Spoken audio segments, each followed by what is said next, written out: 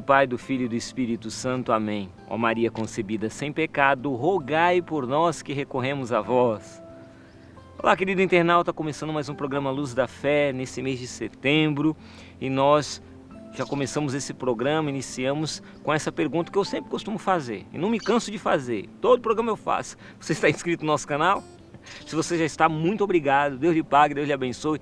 Se você não está, o que você está esperando? Inscreva-se no YouTube do Canção Nova Oficial. Também deixa aí o like, o joinha se você gostar do conteúdo desse vídeo. Deixa aí nos comentários seu pedido de oração, né, sua crítica construtiva. Também você divulgue esse pelo link, né? Você pode divulgar para evangelizar outras pessoas, né? Porque o objetivo da Canção Nova é evangelizar. Então você nos ajuda também divulgando os nossos vídeos, né, de evangelização. Não só desse programa, de tantos outros que tem aqui no YouTube do Canção Nova Oficial. E também você clica no sininho para receber notificação de vídeo novo. Combinado? Também eu quero deixar aqui para você uma dica de como você pode ajudar a Canção Nova, né? Estamos já chegando na segunda metade do mês de setembro e a nossa campanha do Projeto da Mel está a todo vapor. Então você pode nos ajudar adquirindo os nossos produtos de evangelização, como essa camiseta aqui, lançamento. Olha que linda essa camiseta de São João Paulo II, com a inscrição "O amor me explicou tudo". É uma frase de São João Paulo II. Tem aquele filme Carol, o homem que se tornou Papa. Se você não assistiu, vale a pena você assistir esse filme, é maravilhoso. E aí no final, tô dando spoiler, né? No final eles fala isso, né? O amor me ensinou todas as coisas, né? O amor me explicou tudo. Então, a gente quer cada vez mais pedir essa graça a Deus, que o amor nos explique como viver e como bem viver. Então essa camiseta pode ser sua, inclusive essa camiseta que eu estou vestindo, ela está com os dias contados. Por quê? Porque a minha filha já olhou, já ficou apaixonada pela camisa e disse: pai, eu vou pegar para mim essa camiseta. Só que minha filha não é muito alta, né? Você conhece minha filha Beatriz, ela não é muito alta, eu acho que vai ficar muito grande nela. Então, Davi, presta atenção, dá uma camiseta dessa para minha filha, tá bom? Para ela divulgar também.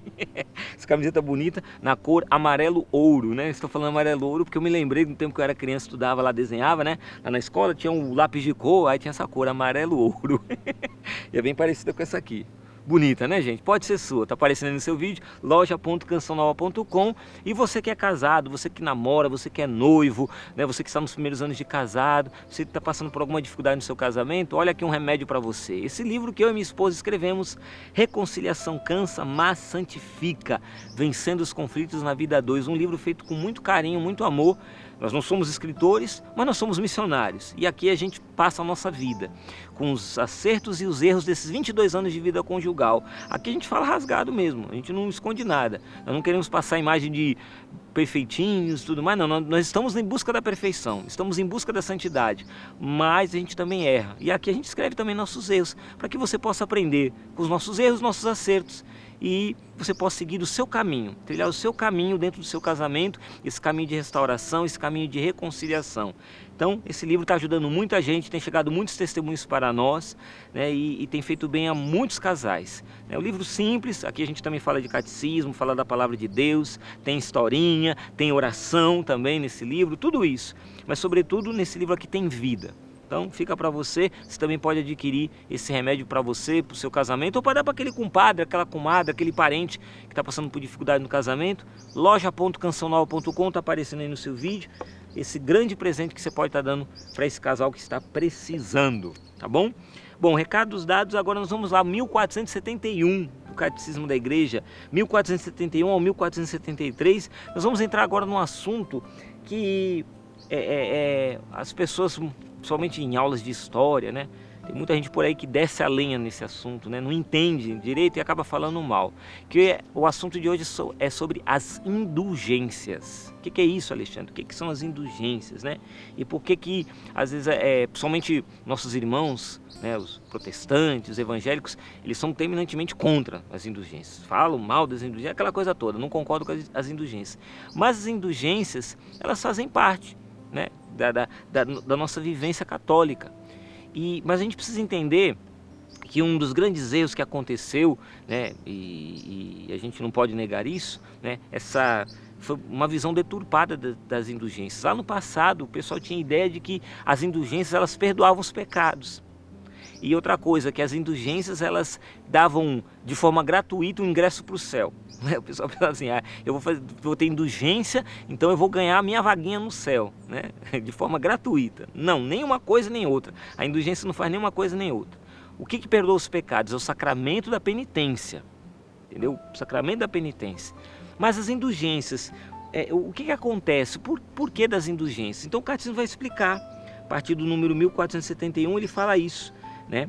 De que a doutrina e a prática das indulgências na igreja estão estreitamente ligadas aos efeitos do sacramento da penitência. E aí vai dizer que para a gente compreender essa doutrina, esta prática da indulgência dentro da nossa igreja, é preciso admitir que o pecado ele tem uma dupla consequência. O pecado grave, ele priva-nos da comunhão com Deus e, consequentemente, nos torna incapazes da vida eterna.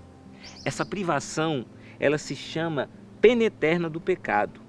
Por outro lado, todo pecado, mesmo pecado venial, que não é o pecado grave, né, que fere os mandamentos da lei de Deus, esse pecado venial ele também acarreta um apego prejudicial às criaturas, que exige uma purificação, quer aqui na terra, quer depois da morte, no estado chamado purgatório.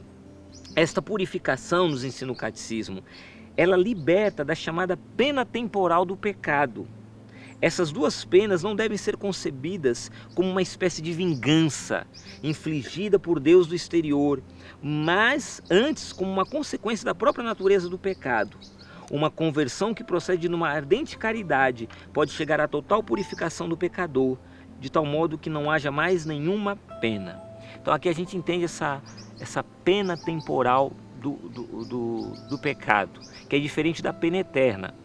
A pena eterna é a condenação eterna. Assim como nós temos a salvação eterna, né, em Cristo Jesus, pelos méritos da sua paixão e morte na cruz, nós temos a salvação eterna em Cristo Jesus. Também existe a condenação eterna. Condenação eterna que é o inferno. Existe. Então, essa perdição eterna, essa pena eterna do pecado, essa condenação ao inferno é uma coisa. O que está falando aqui, o Catecismo está falando dessa pena temporal, que São João Paulo II, ele vai nos explicar aqui bem. Ele vai falar aqui para nós, ele vai dizer a respeito, numa audiência, no dia 29 de setembro de 1999, numa audiência geral, São João Paulo II, ele falou a respeito das indulgências. E ele diz o seguinte, vou ler apenas um trecho, tá? O ponto de partida para compreender a indulgência é a abundância da misericórdia de Deus, manifestada na cruz de Cristo. Jesus crucificado é a grande indulgência que o Pai ofereceu à humanidade, mediante o perdão das culpas e a possibilidade da vida filial. Esse dom, todavia, na lógica da aliança, desculpa que eu pulei uma parte, né? Ele fala, mediante o perdão das culpas e a possibilidade da vida filial no Espírito Santo. E aí prossegue, esse dom, todavia, na lógica da aliança, que é o coração da inteira economia da salvação, não nos atinge sem a nossa aceitação e correspondência. À luz deste princípio, presta atenção agora, não é difícil compreender como a reconciliação com Deus, embora esteja fundada sobre uma oferta gratuita e abundante de misericórdia, né, Jesus que derramou seu sangue por nós na cruz, ela implica ao mesmo tempo um árduo processo, no qual o homem está envolvido no seu empenho pessoal e a igreja na sua tarefa sacramental. Para o perdão dos pecados cometidos depois do batismo, esse caminho tem o seu centro no sacramento da penitência. Então, ou seja, pelo sacramento da penitência que a gente recebe o perdão dos pecados cometidos após o batismo, os pecados que nós cometemos ao longo da vida. Mas desenvolve-se também após a sua celebração, após o sacramento da penitência. Com efeito, o homem deve ser progressivamente curado a respeito das consequências negativas que o pecado produz nele e as quais a tradição teológica chama penas e resíduos do pecado. Então aí você entende essa pena temporal, um resíduo do pecado. Você quer entender bem isso? Veja bem, por exemplo, você se confessa lá com o padre, você saiu da confissão, você sai leve, consolado, né? Como diz a música do meu irmão, né? Elias lá, chique zerado, né? Você sai chique zerado, né? Ali da confissão. Mas a verdade é que dentro de nós ainda existe aquela inclinação ao mal. Não é verdade que a gente tem que continuar lutando? Porque a gente acabou de se confessar, a gente fala, meu Deus, acabei de me confessar e eu já perdi a paciência, acabei de me confessar e já estou errando nisso daqui. Existe dentro de nós essa concupiscência, essa luta contra o pecado. Então essa luta, esses resíduos do pecado é o que a teologia, a tradição teológica chama dessas penas.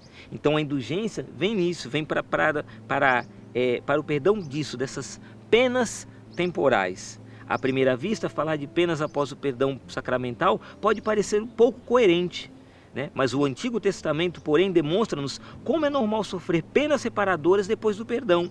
Com efeito, Deus, depois de ter se autodefinido como Deus misericordioso e clemente, que perdoa a iniquidade, a rebeldia e o pecado, ele acrescenta, mas não deixa sem punição. Vai dizer São João Paulo II aqui, né? Então, nesse contexto, a pena temporal, ela exprime a condição de sofrimento daquele que, embora reconciliado com Deus, ainda está marcado por aqueles resíduos do pecado, que não o tornam totalmente aberto à graça. Precisamente em vista da cura completa, o pecador é chamado a empreender um caminho de purificação rumo à plenitude do amor. Neste caminho, a misericórdia de Deus vem ao encontro com ajudas especiais. A própria pena temporal, ela exerce uma função de medicina, na medida em que o homem se deixa interpelar por ela para a sua conversão profunda. É este também o significado da satisfação requerida no sacramento da penitência.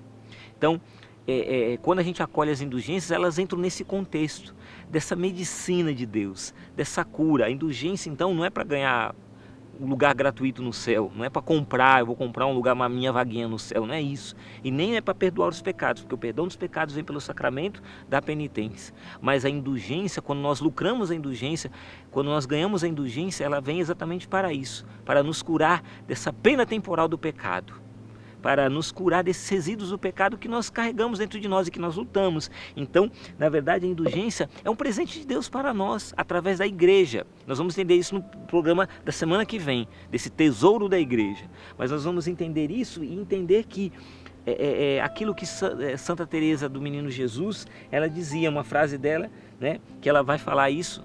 Eu vou trabalhar essa frase no programa da semana que vem, mas já posso adiantar para você que ela diz o seguinte: já que me amastes a ponto de me dardes o vosso Filho único para ser meu Salvador e meu esposo, são meus infinitos tesouros de seus méritos. Grava essa palavra tesouro, porque nós vamos trabalhar com ela no programa da semana que vem, tá bom? Nós vamos continuar falando sobre as indulgências, mas a gente então quer encerrar com isso, entender que Deus é o Deus que nos perdoa e nos cura. Quero encerrar esse Luz da Fé trazendo para você isso que Jesus, nosso Senhor, fala em Marcos capítulo 2, versículos de 1 a 12, né? Quando ele cura aquele paralítico e as pessoas, aqueles fariseus, quando vêm ali, né? Os escribas veem essa cura, eles falam, né? Porque Jesus diz àquele homem: filho, os teus pecados são perdoados.